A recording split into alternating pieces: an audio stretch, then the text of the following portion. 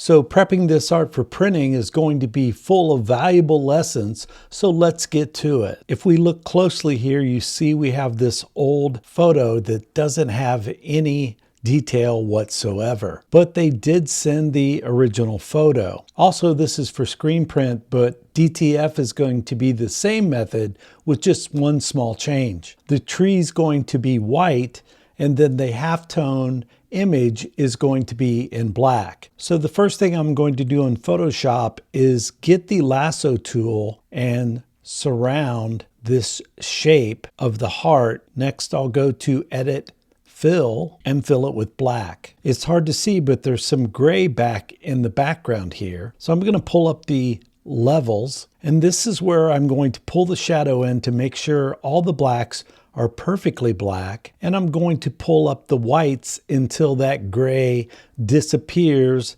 into the white background. So it ends up looking like this, where I drop it into Vectorizer so I have a nice clean vector image. Now over in Illustrator, you can see this is clean vector. So I'm going to magnify up on this heart area and then get my pen tool, and this is where I'm just going to draw around here with the pen tool, getting the shape of the photo. A lot of times I'll do this loosely at first and then go back in and make some adjustments. Now with that line selected, I'll just add a layer and drag that selection up and then hide the rest of the art. Now back over into Photoshop, I'm just going to select this whole image and go up under Edit, Generative Fill, and type in Restore Photo and hit Generate. Now this was the original, and this is what I came up with using that generative fill. Much better. Now this will work for DTF as is, but since this is going to be screen printed, we're going to change the mode to grayscale and then to